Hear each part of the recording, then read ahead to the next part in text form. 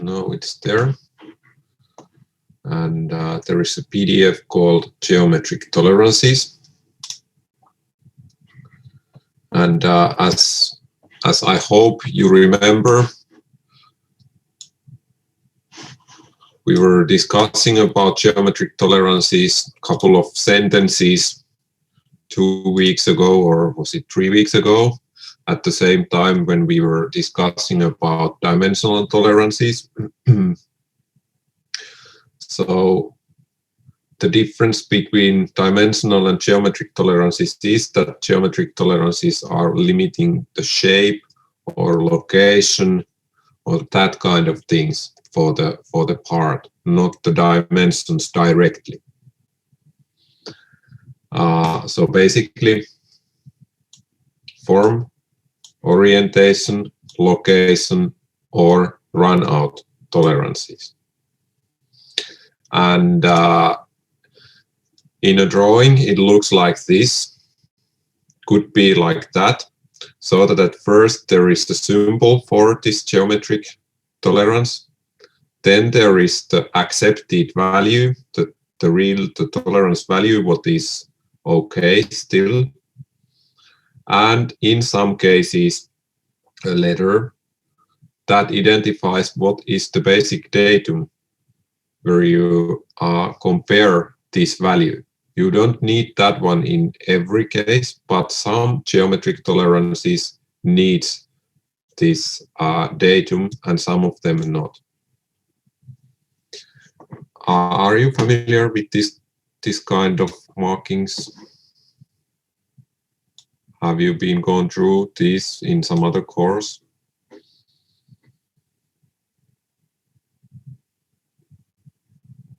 No.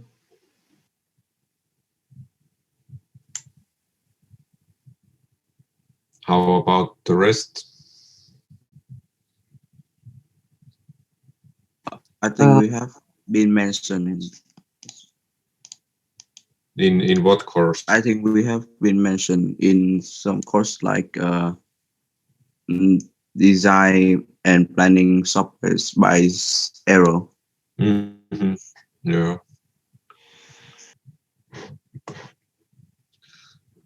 So these are the different available geometric tolerances.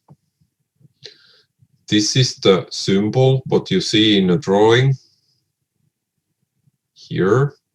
And then you see that what is the description. And then a tolerance type, is it a form, orientation, location, run out, and some summary. And for this datum reference, there is information that this first group, flatness, straightness, cylindricity, circularity, this datum reference is not allowed at all. So when you put a marking like this, that you say that some surface need to be this and this flat, you can't put this any datum letter there. But then there are other where you need to have this datum reference. For example, this perpendicularity, parallelism, angularity, and it's quite clear or understandable that if you need to say that some part need to have certain perpendicularity, it needs to have some other thing that you need to compare this original part. So you need to have this datum reference for these ones. Then there are some geometric tolerances that either could have this datum reference or it is not necessarily needed, and they have a little bit different meaning depending if they have this datum or not.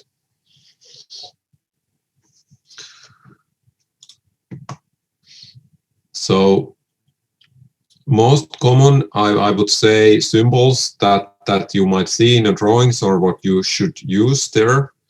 Of course, the straightness is one, circularity is one. In some cases, you need also flatness, perpendicularity, and position, and then this run-out tolerances, circular run-out and total run-out, and concentricity. I would say these are the most common one. I think this profile of a surface or profile of a line, not so commonly used, or angularity, not so common. But of course, there are certain applications where you need these. And in the past, I would say, maybe even today, I think this circular run-out is one of the most common, most widely used geometric tolerance. Do you have an idea why is it so? Or do you? So what exactly is like run-out tolerance? Yes, the question was that, or I was going to ask that, do you understand what it means? Yeah. So basically, I think that you have had this measurement course with Mikko last year. Do you remember that one? Yes. Measurement basics or something like that. And I think you were measuring this circular runout with Mikko. There was a shaft and you were rotating the shaft, and then there was this device where you were reading some numbers, that how many micrometers it is changing while you rotate a shaft one full round. Do you remember? Yeah. Okay. So basically that is what it means, that how much difference there will be in a surface when you spin a shaft one round.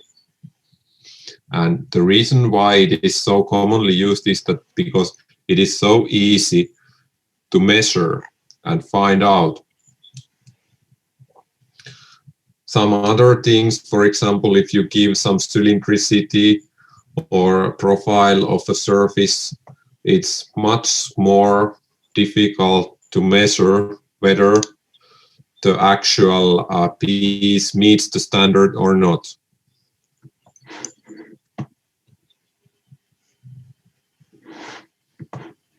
Excuse me? Yes?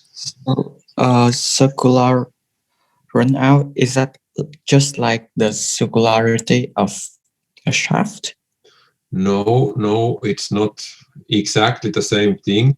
Basically, you can see the same elements. It's true that they kind of are related to same thing, but still it's not exactly the same, because in here you measure that how much the shape is changing, and in here you have two perfect circles, and the real piece needs to be inside these perfect circles, to say so.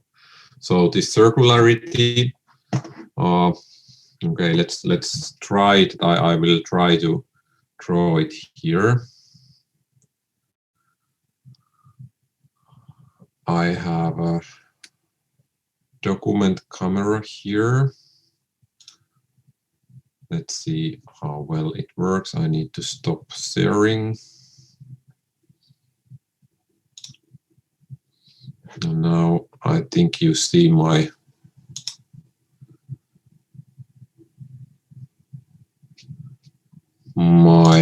screen, or do you see it? Or not the screen, but the paper? Yeah, I can see the paper. So the circularity means that you would have two perfect circles my circles are not perfect now, but imagine that they would be totally circle, and then if the marking would be, for instance, 0.3, so that this would be the geometric tolerance, it would mean that this distance between these perfect circles would be 0.3 millimeters. And then the real piece has to be somewhere here. It can't go away. If it would go in some place like this, then it would not be according to the geometric tolerance anymore.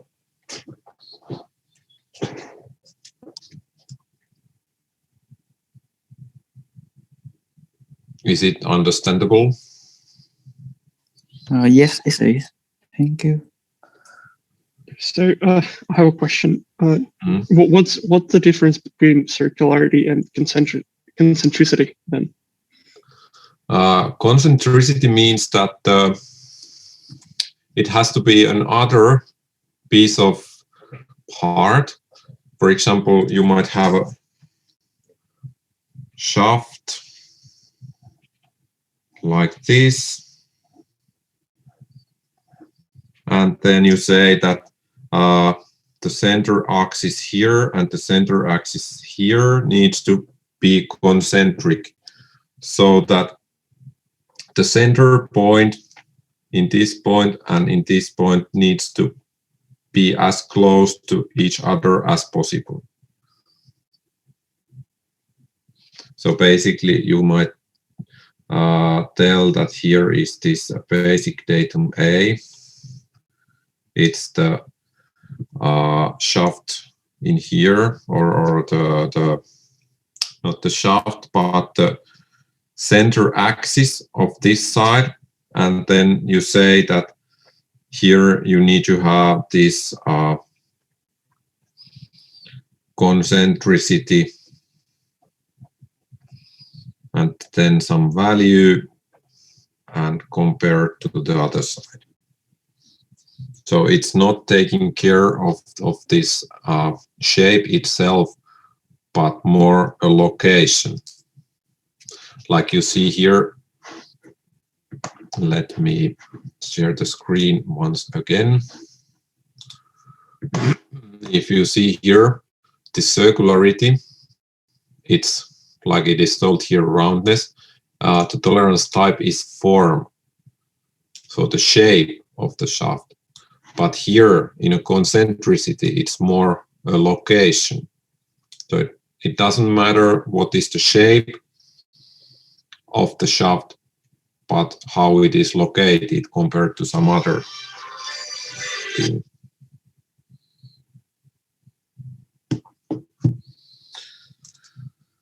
Is it reasonable? Yeah, it's absolutely clear. Thank you.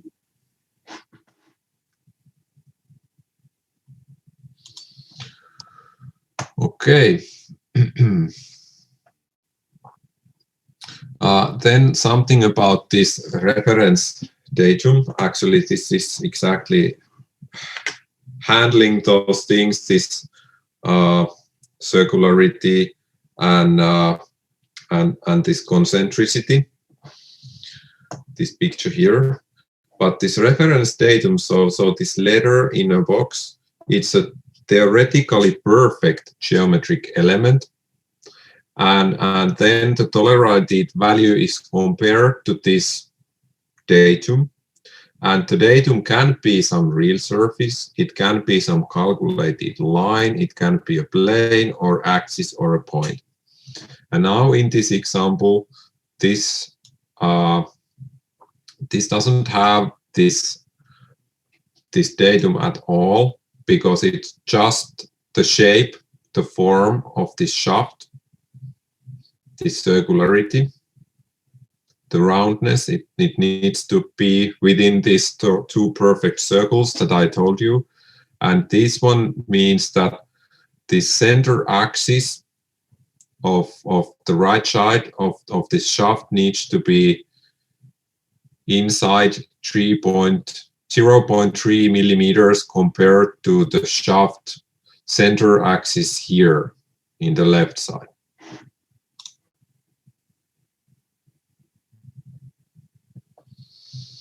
And now question related to this. If you see two markings, now this geometric tolerance that is in here in question, it's the straightness. So this one. And what do you think? What is the difference between the left marking and right marking? In here you see this symbol, which is not existing in this side.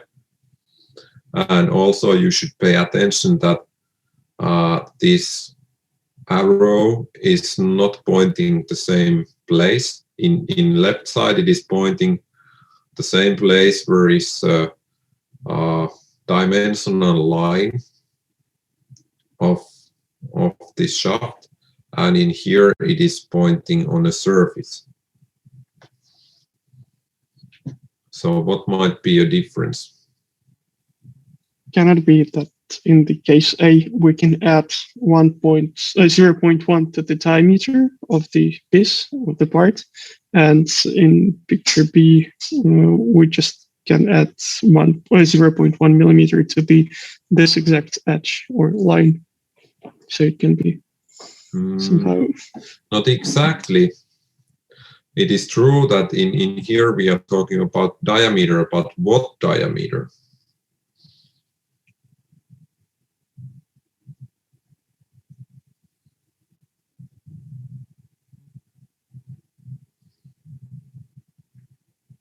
So it has a different meaning whether this arrow is pointing to this dimensional lines or directly to the surface. When this geometric tolerance is pointing on a dimensional line like here, it means that at all the demands what you give, they are not for the surface, but for the calculated element, which is in this case the center axis. So this marking gives some geometric tolerance demand for the center axis, and this marking gives this requires this surface of the part needs to be tolerated by this. So there is an answer.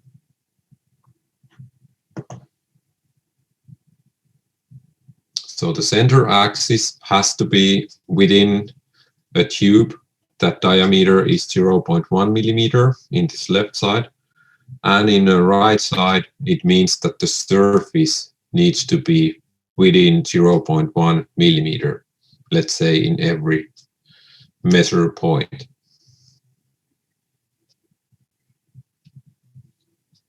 Excuse me. So the second one is applied to all of the views of the center. Is not like an exact plan that is showing. Yeah, it is basically this is applied in the same surface if it's not told something else. So if there will be the surface ends here, it is applied fully in this area. I will try to draw it here. So if we imagine that our shaft would continue like this, it means now that this is the tolerated area here, but no more here.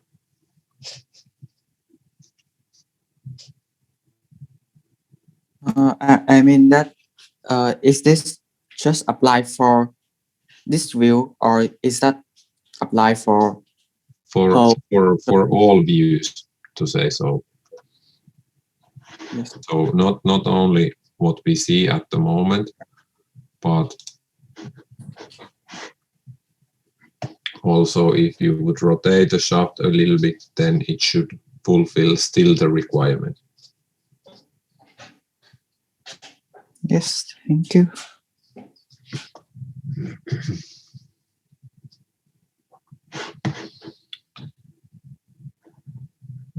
Okay.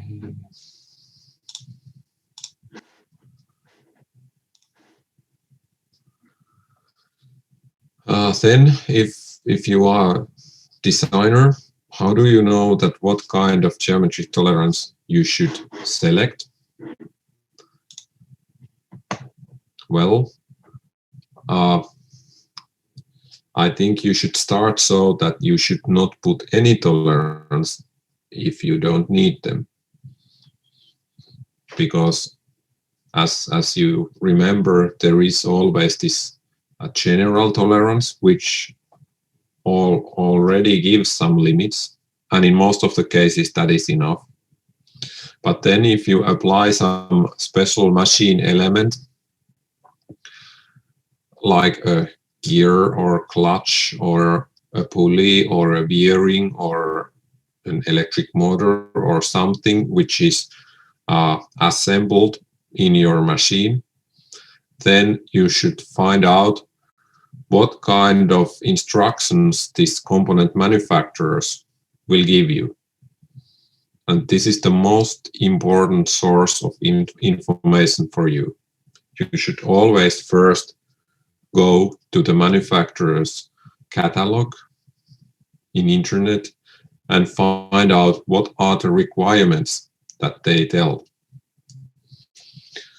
Then if it's such a device that it's some self-designed parts that you assemble together, but they still need to have some functionality, they are moving between each other, and you need to make sure that they are easy enough to assemble, then it's maybe a little bit more difficult because no one is going to tell you that you need to have this and this geometric tolerance, but then you need to figure them out by yourself so that the functionality of the machines remains good and it is still possible to assemble all the parts, and those parts which are meant to move, you have to put there such tolerances, both dimensional and geometric, that it is possible. And before you put any tolerance, you should really take some time to find out and understand what the tolerance marking really means. And like I already said, if you just put some marking, it doesn't mean that you are able to measure the real part to find out that is it fulfilling your tolerances or not. So there are certain things that are easy to measure, and there are certain things that are much more difficult to measure.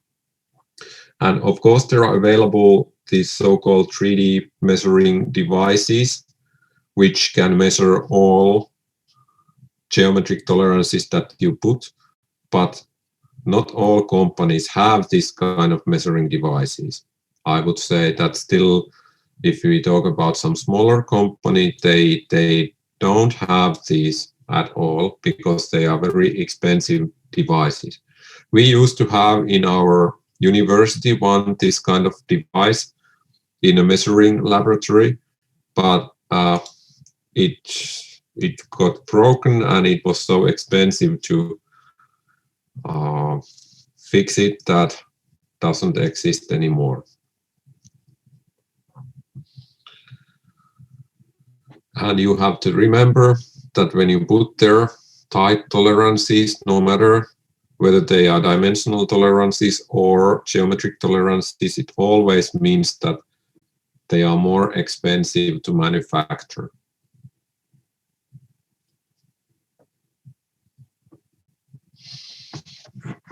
And one way is to study this, what the geometric tolerances means is the standard. Just a moment, I will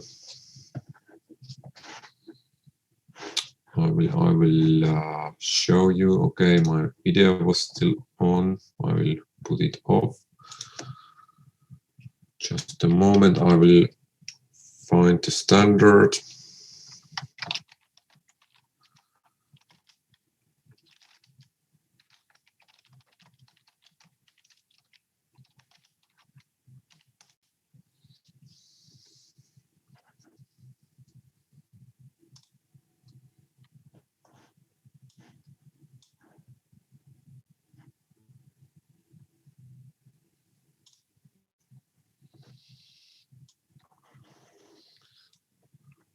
So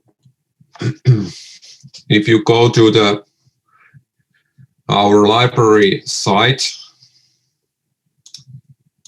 and go to the standard databases, there is this SFS online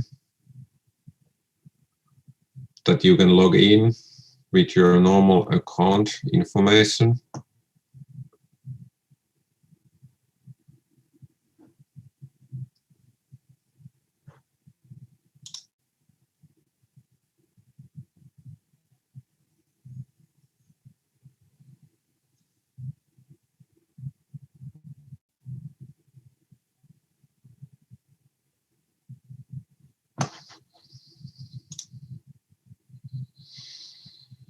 There are not all standards in the world, but there are the most common standards what we will need. And if you type there geometric tolerances, for instance, you will find for this one, I think this is the newest one available, geometric product specification, geometrical tolerancing, tolerance of form, orientation, location, and runout, ISO 1101, 2017.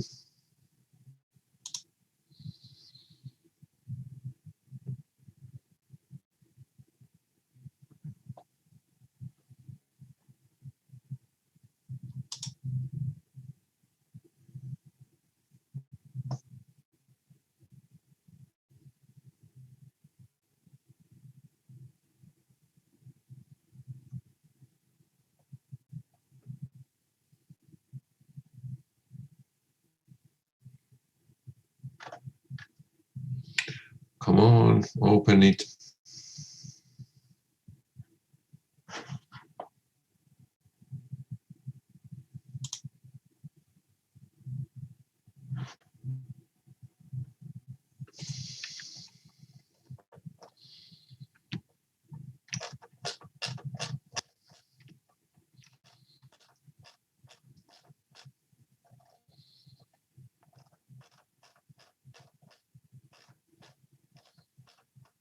It is both in Finnish and in English here.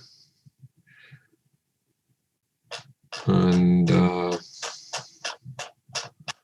I think nowadays it goes so that there is first Finnish information and then later English information, at least I think it is so.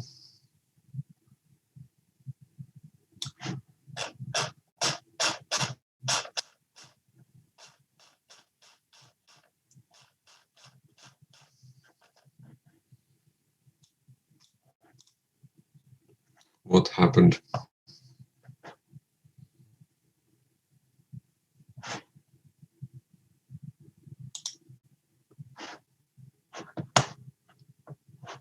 Okay, it got broken somehow.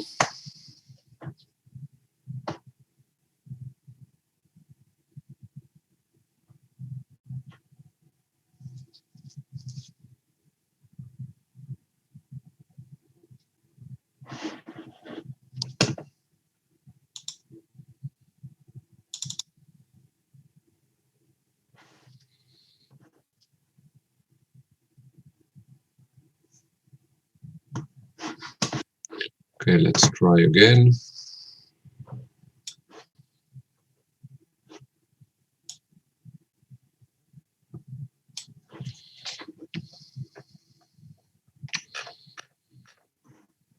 So somewhere in the middle,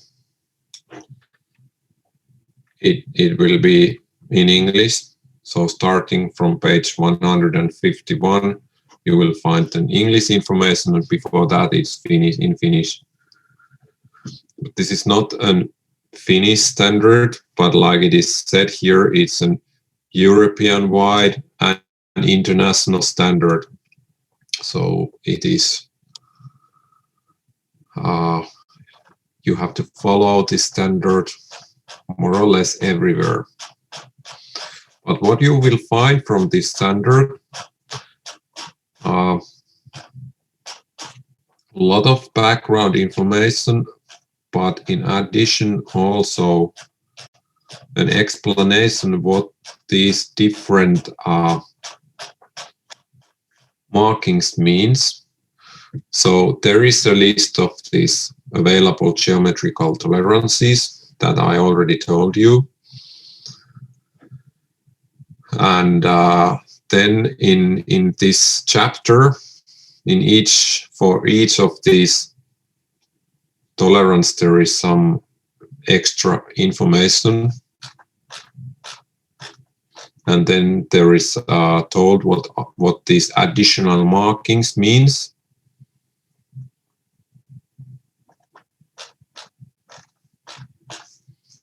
There are a lot of different additional markings available.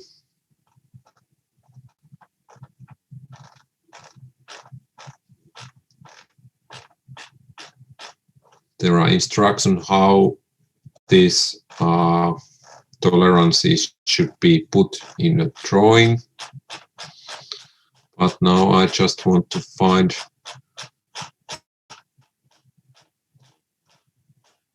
these examples of these different tolerances.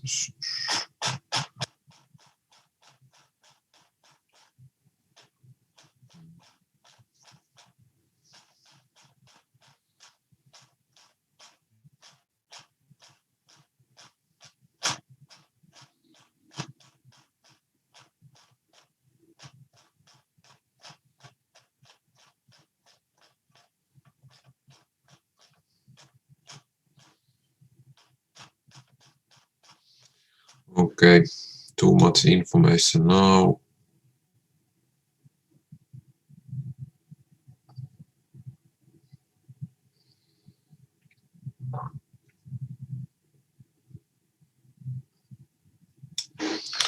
Okay, I think it was this chapter 17.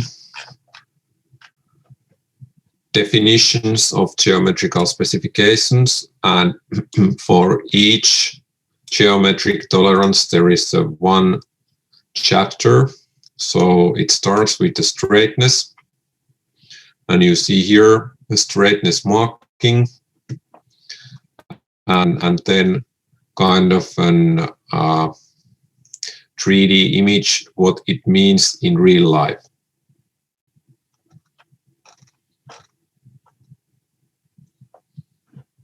For instance, this is the similar picture that I had in my example, and it means that there is this certain limit where this surface of this kind of shape can be.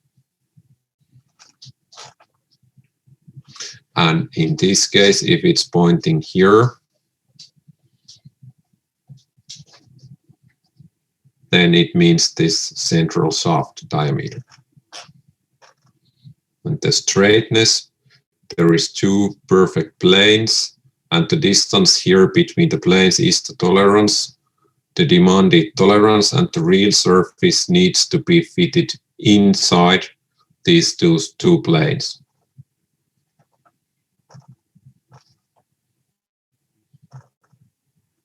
Roundness.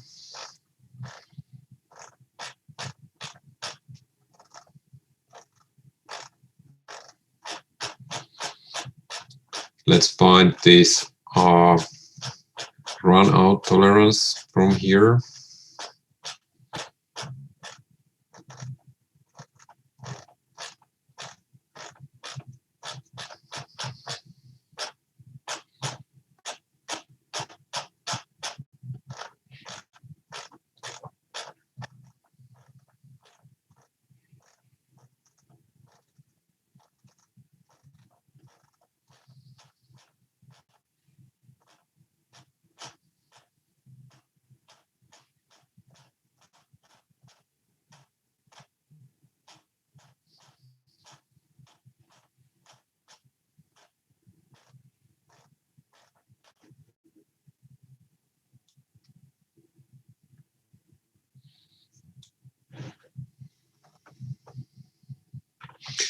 By the way, there is this location tolerance. It is an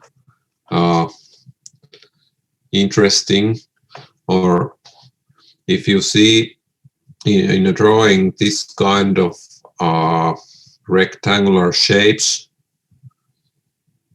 within there is some dimension inside, they are related to this so-called location tolerance, and they are, to say, perfect dimensions, and which should be used when locating these positions of, in this case, there are holes, and there is a location tolerance given for this whole series, and the center point of the hole needs to be within 0.05 millimeters compared to these planes C, A, and B, and you have to use this dimension to locate those.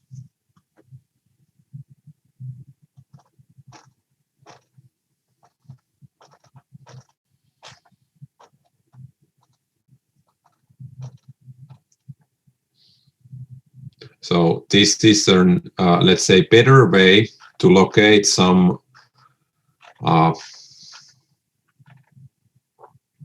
if you have a piece like this, and it is important that they are in a correct place, it is better to use this kind of tolerance than to do so that you will give some dimensional tolerances to these dimensions in here, so that you will put 15 plus minus 0.05, 30 plus minus 0.05.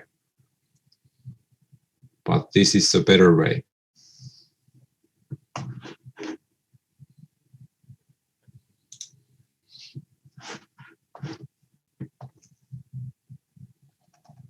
So did I get it right that instead of just putting tolerances to each dimension, we can indicate them to the whole, right?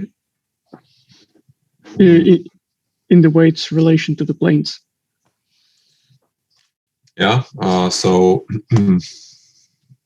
if you really need to have this location of the holes in a very accurate way, let me draw you an example. I need to stop sharing the screen so that you will see my drawing.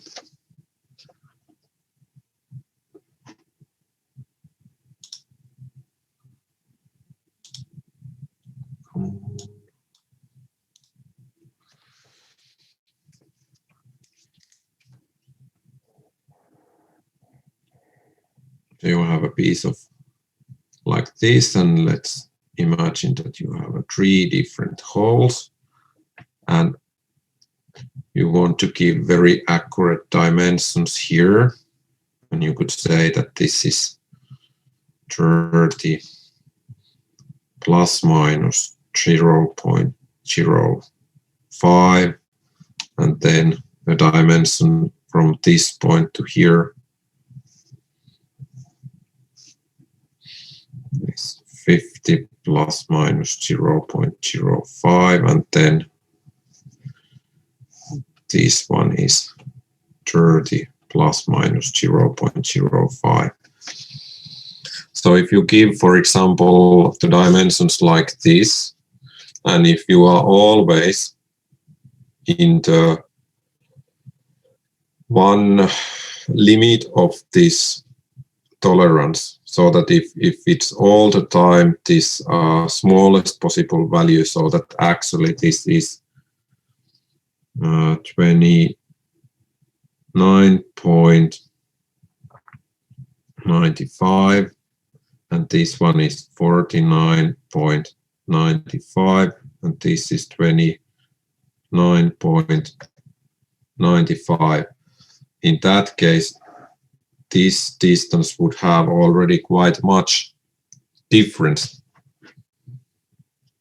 Or do you agree? Absolutely. But then if you use this locational tolerance, and this information is given with the help of these TID dimensions,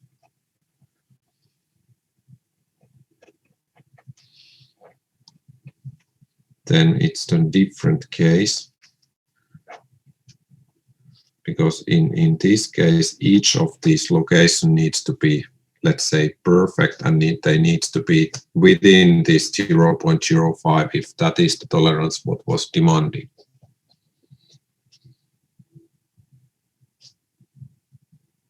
So the meaning will be the same. The meaning is kind of same as in here, but it kind of at the same time takes care of this and also this dimension.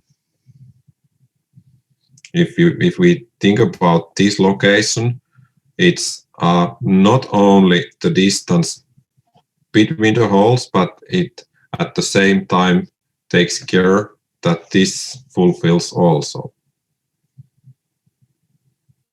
So it means that in both cases, maximum distance from the left edge to the rightmost hole is always like, what is it, 110, 110.15, right? Yeah, so this location, if this is now 80, the total distance, so it's within this 0.05 millimeters, the center point here, if we use this locational tolerance 0.05, and then we need to give this datums A and B, so that this would be an A, and this would be B, for instance, like this.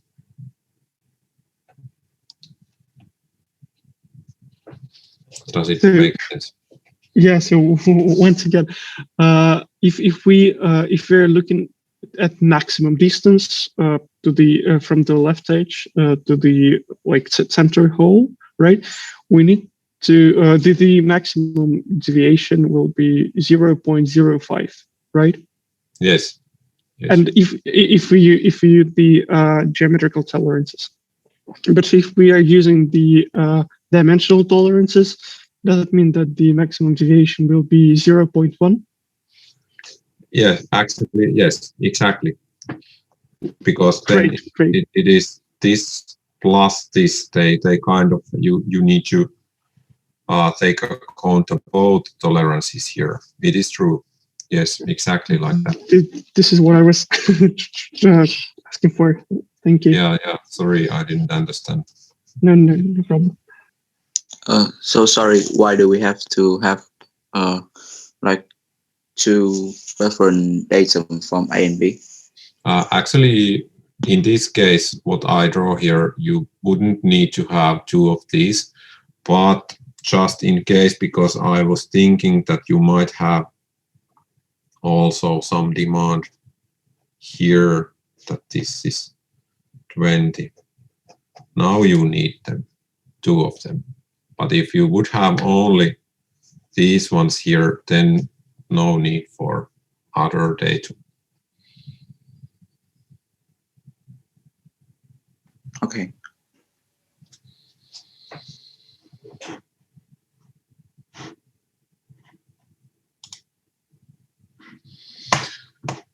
All right. Back here.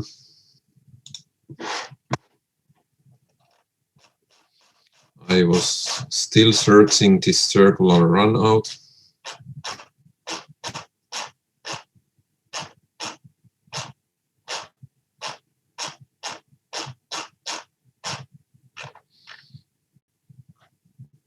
Circular runout specification. And like I said, this should be familiar to you because you have measured these dimensions with Mikko in this other course. You have been rotating a shaft, and then you have had this measuring device which tells you that how much difference there is when you spin one round.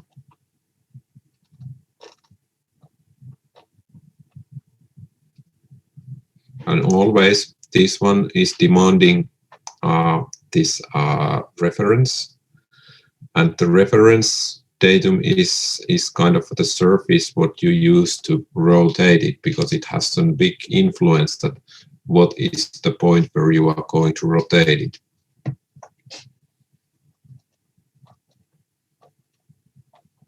And that is also a reason why it's a different case compared to just the shape here, because now it kind of takes care of 2 different shapes. The amount that how much circular runout there is, it's not only that what kind of shape you have in a part, it is also that what kind of shape and form you have in that places where this piece is attached and it is spinned around.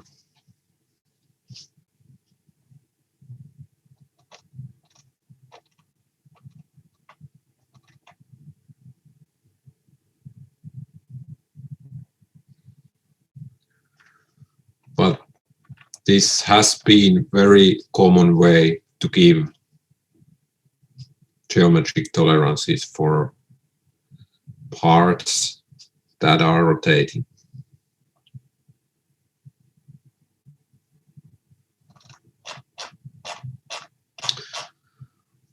Okay.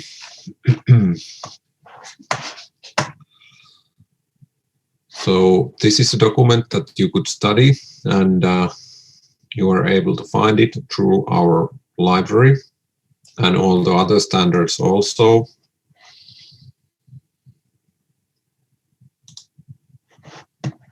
And you just type here some word, or if you know the standard number, you can type here directly the standard number, and you will get it here if it's in this tool. If our university has bought the rights to use it. So not, like I told, not all standards in the world are here, but the most important in our area.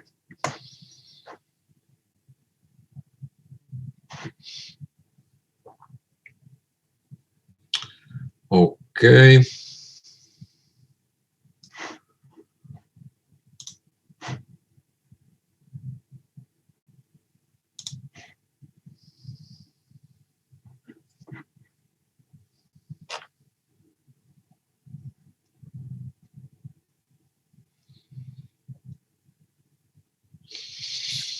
Then you should also understand that the manufacturing method has a very great effect to tolerances.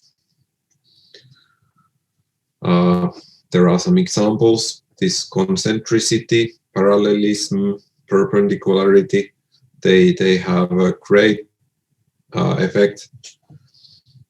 If the part needs to be taken out of the certain machine, for example, a milling machine, and turn around and put again, because you never reach the same accuracy if you need to take the part away and set it again in a machine. It is always a target that all the shapes could be manufactured so that you don't need to take the part away and position again. Also, if there is a very strict tolerance demand, it means that you also have to put some surface roughness demands there. And talking about these reference datums, it might be that you need to give some tolerances for them just to make sure that the original tolerance can be measured, even though these datum reference datums would not have their own functionality requirement at all.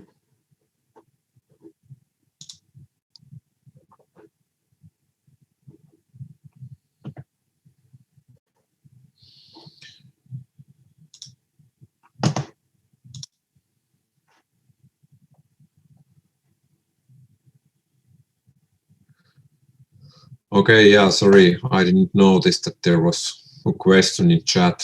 Can you show again how to get to the SFS website? But then someone else gave an answer.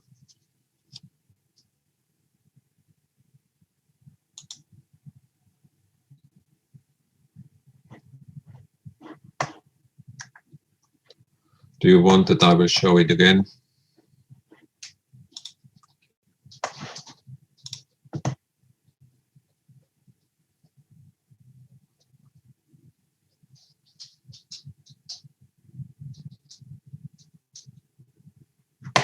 Okay, I will show you.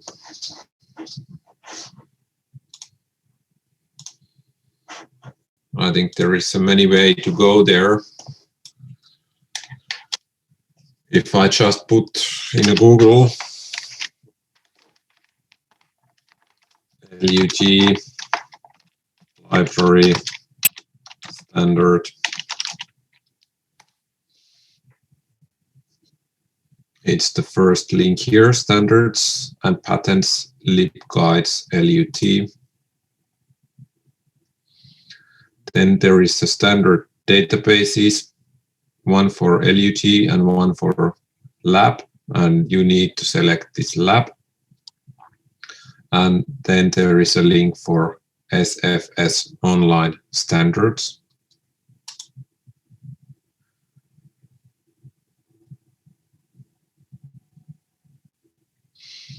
And then it is this one, SFS online standards.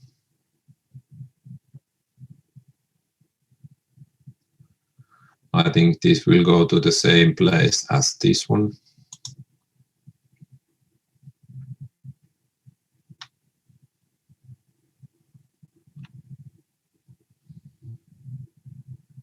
And in some point it asks you your account, your student ID and password. But since I'm already logged in, it didn't ask anything from me, but it will ask it at some point. And then you're here.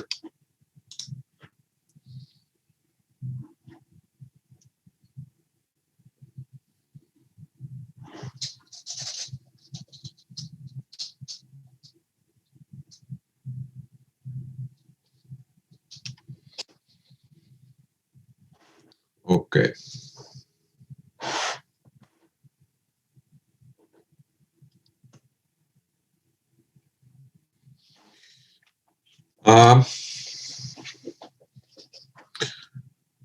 Maybe you still remember that we had these tolerance exercises and we were looking for dimensional tolerances for a bearing. it was this question number 6. You have created a construction that includes the deep groove ball bearing, blah, blah, blah. And we found out that the dimensional tolerance for the shaft was K5, but we don't know yet that what kind of geometric tolerance requirements the SKF has. And let's have a look about that. So let's go to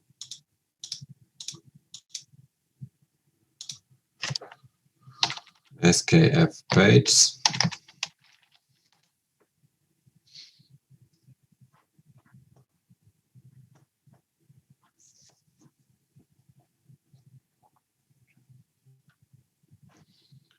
And products, ball bearings.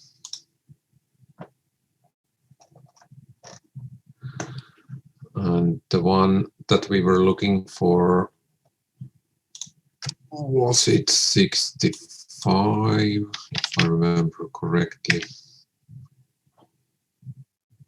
and outer diameter maybe 95.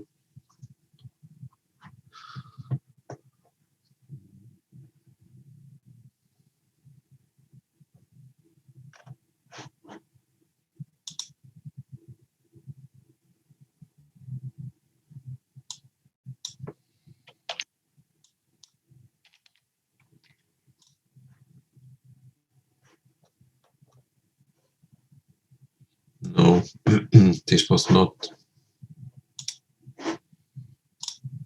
I think that is 60 shaft diameter. Okay, it was 60. Okay, thank you.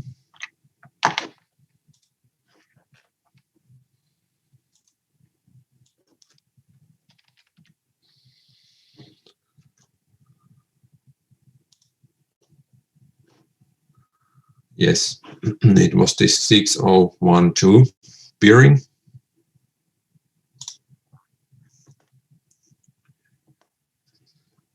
And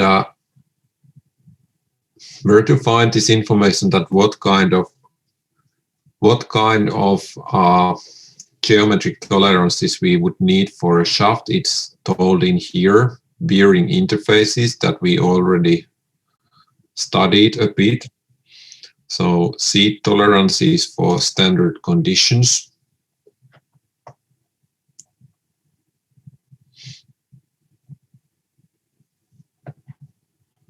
And there is recommended seat tolerances for metric bearings. We were studying this table 1. And if you have a look at here, it says over here the dimensional tolerance that we then chosen, it was this K5. But then it says that it needs to have total radial runout tolerance and IT4 divided by 2, and total axial runout tolerance, IT4. And also it tells that the surface roughness value RA has to be 0.8.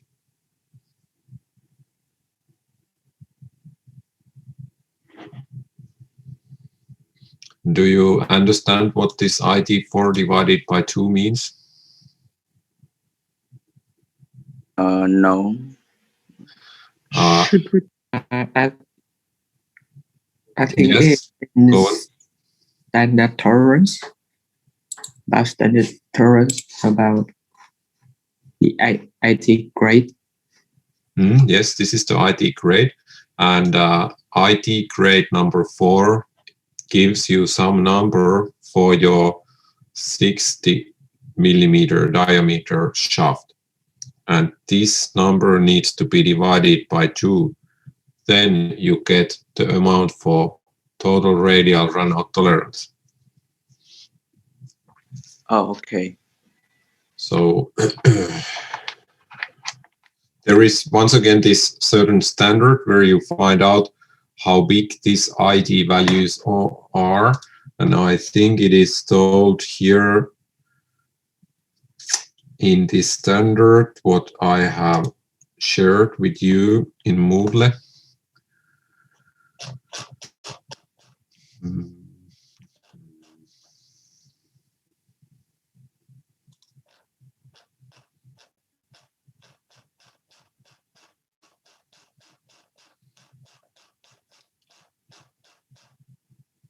No, this was the wrong standard. This one.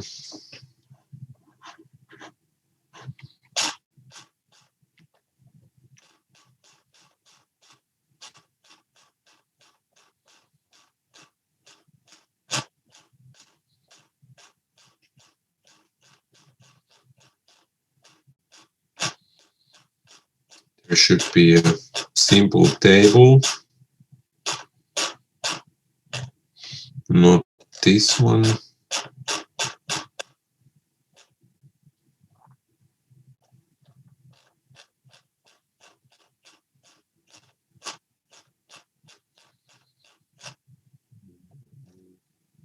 But this one. So ID4. And then we had a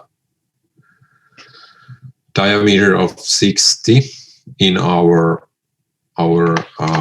shaft. So we need to look here in this line. So I see that our ID4 is now 8.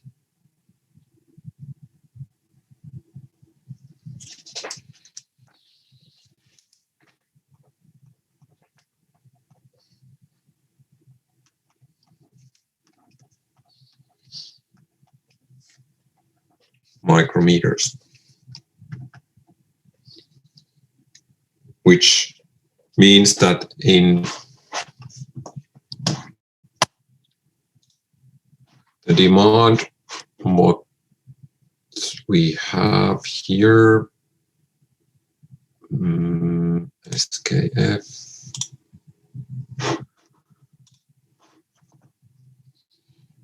is 4 micrometers, because this number needs to be divided by 2. Is it now clear? Yeah, clear. But then this is not circular runout tolerance, but this is a total runout tolerance. There is a little bit difference.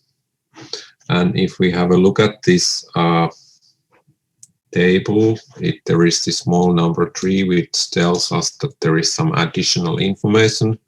Values listed are for bearings to normal tolerances, for bearings with tighter tolerance classes due to recommendations in this table. Okay. So it would give even more tighter tolerances in certain cases, but that was not the thing that I was looking, but I wanted to see these pictures so that it is more,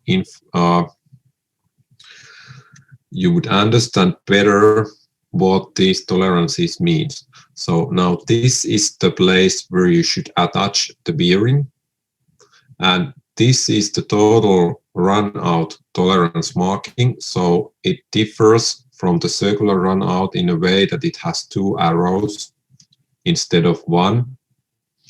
So it doesn't give you only one 2D place where you need to meet the standard or the tolerance, but it is the full shape, this 3-dimensional shape that needs to fulfill this requirement. So this is the radial runout, what you see in here, and the axial runout is seen over here.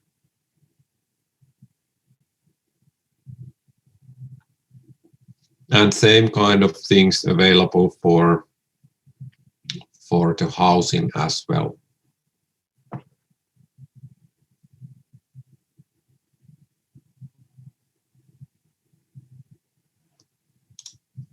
Okay, still clear.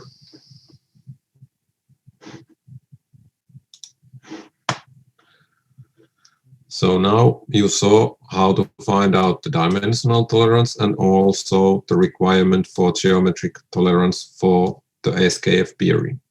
And also it gives you a value for the surface roughness, what should be in the shaft. But this is still not fully everything. But if we read carefully what it says here in a dimensional tolerance, it tells there is something extra that we need to take care, the small number 2. And it tells us that envelope requirement not written but applies. So we have to follow so-called envelope requirement. So do you have any idea what does it mean? Have you ever heard about envelope requirement? No, not yet. If we go back to this SFS online and let's try if we find the standard.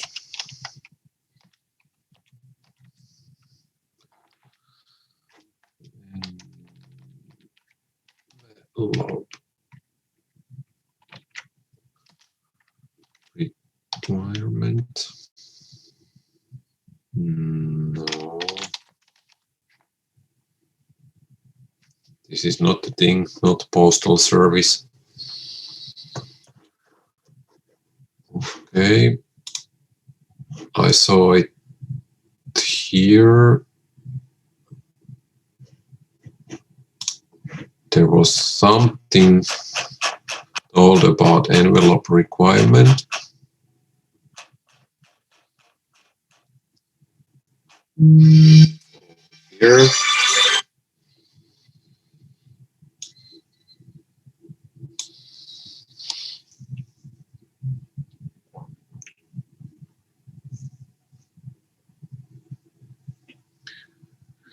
So what does it mean in practice is that when you have some dimensional tolerance, if you put this letter E within a circle after this dimensional tolerance, it gives certain limits for this geometry also. I will try to explain you with the paper.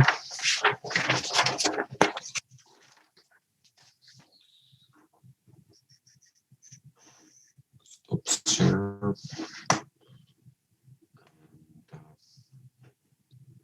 Start video. So let's imagine that there is a shaft like this.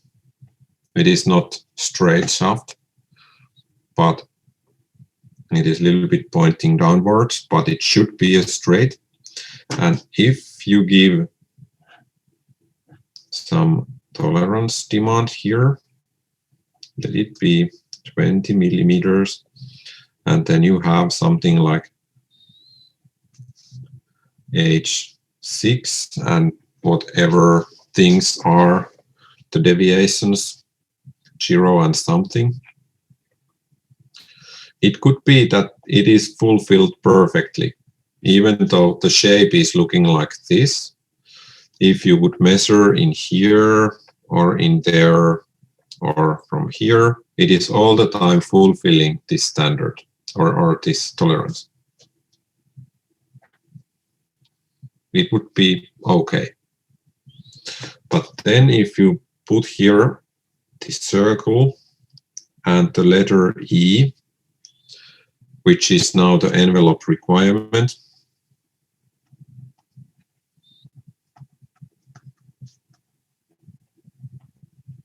there are more limits. And now the limit is that the maximum value of this dimensional tolerance, that there is a perfect cylinder shape drawn with the maximum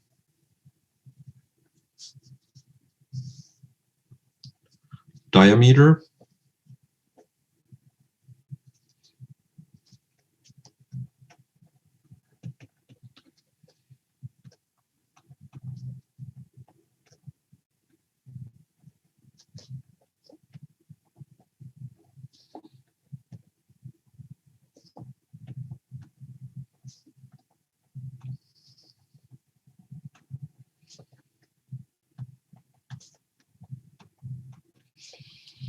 So a perfect shape cylinder with dimensional tolerance maximum value. And now this shaft should be fitted in here as well, in addition that it fulfills this dimensional tolerance. It needs to fulfill also this kind of a geometric tolerance, that it needs to fit here. And this is called envelope requirement. So it's kind of a combination of straightness tolerance and this circularity tolerance in the same package.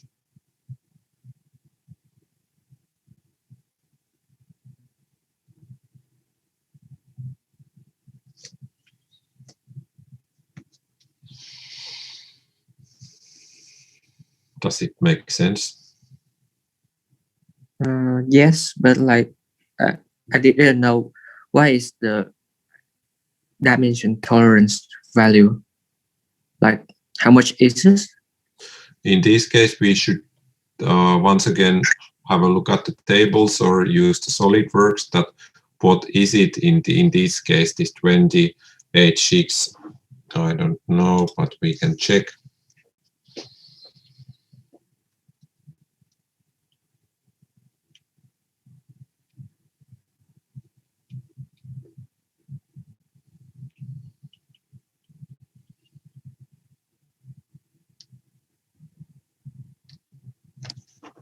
But anyway, SKF was asking that this envelope requirement should be there. So it's not only this K5 and this total run-out tolerances, but also this envelope requirement.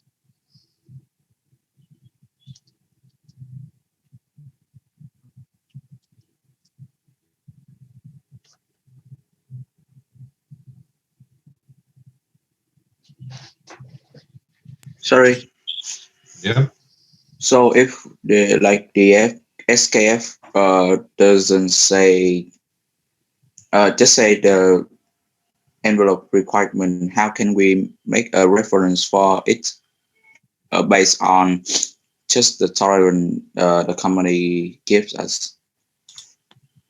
It is always the dimensional tolerance, what was the K5 that was given by this SKF, and it is attached to this in a way. So basically how you do it in a SolidWorks,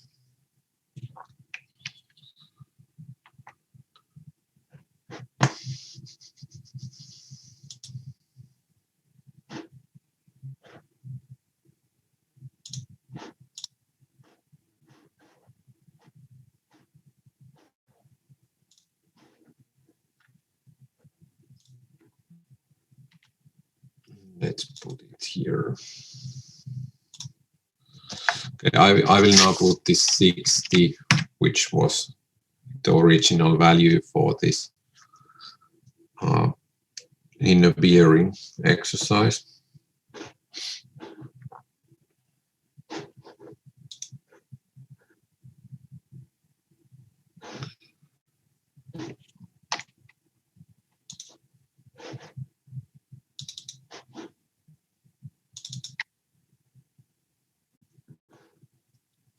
And in here, we say fit with tolerance. And in here, it was this K5. And now in this K5 case, I see that the upper deviation is this plus 0.01. So we would have a perfect shape cylinder that diameter is 60.015, and the shape of this shaft should be fitted in here.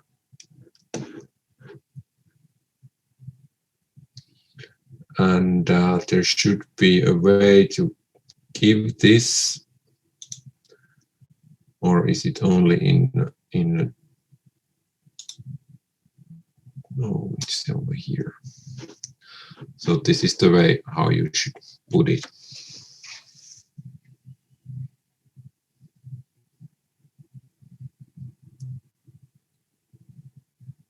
Now you have the envelope requirement. And also you can type in a drawing that envelope requirement based on standard is applied. And then it means that in every dimension it is applied. If you can either put it in those dimensions where you need it and where you want it, or you can type in a title block of a drawing that envelope requirement is required in every dimension. So can you repeat what's the meaning of the envelope requirement? I mean, what's the difference if you put this or not? If you don't have this E, then it is okay to have this kind of a strange shape cylinder or strange shape.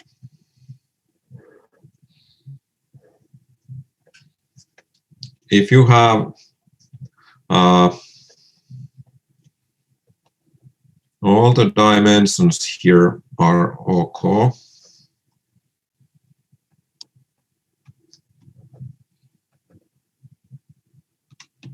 correct dimensions,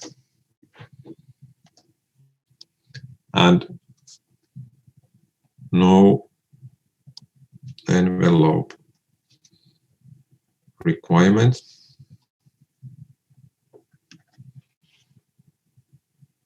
then the part is accepted.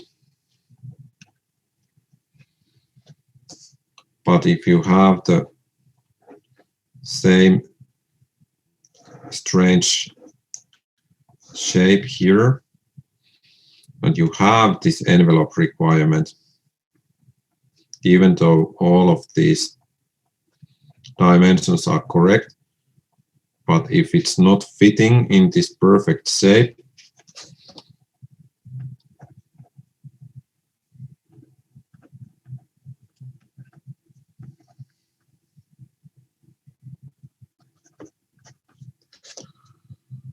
then with envelope requirement, part is not accepted.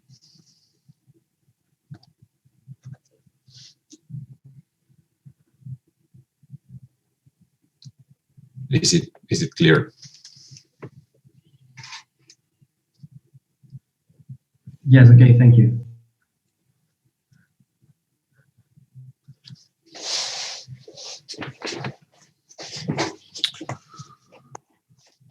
Okay.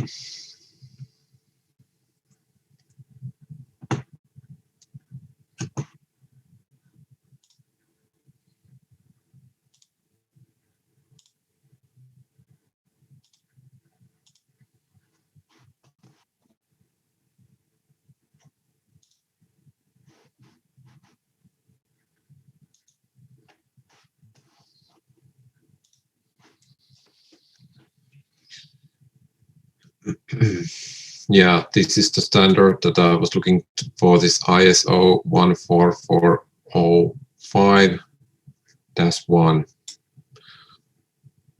So if you want to put it so that this envelope requirement is there in every dimension, you have to type this ISO 14405-1 and put the symbol E there and say that it is applied with every dimension.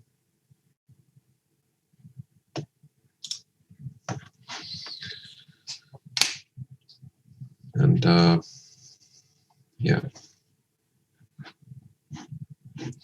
So that was it. That's how you get the information from SKF. And it's already 20 to 12. There was one exercise that I was thinking that we could go through. I can show it to you, but we don't have time. You can start it, but you don't have time to finish it today. But maybe this is something that you can do at home. So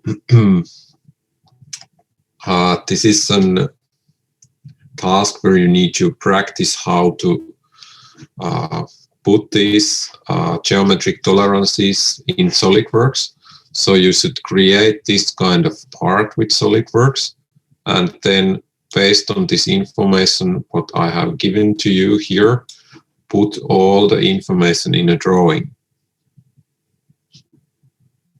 So you need to find out the correct geometric tolerance and put the values and mark it in a correct way in a drawing. Simo, will you correct the submission date for this exercise? Because we can't submit anything now. You have time, 7 years and 59 days. Isn't that enough? Yeah, it's enough, but we can submit earlier than 7 Okay, years and 51 days.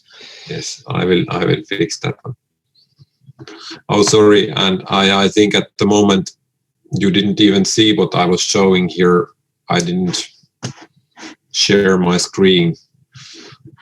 No, because I was using the camera and then I was showing something here and I didn't remember to put on the screen share. Sorry about that.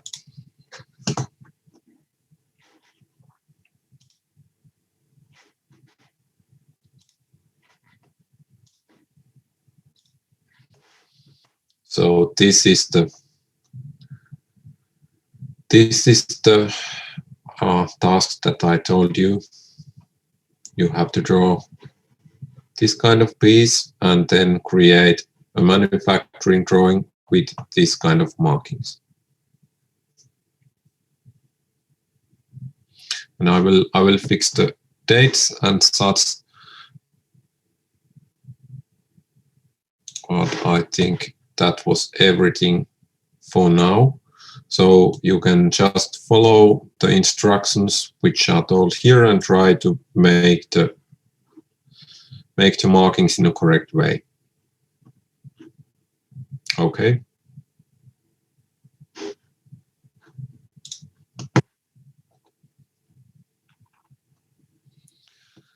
All right, but that was everything. So let's continue next week. Bye. Thank you. Bye. Thank you. Bye.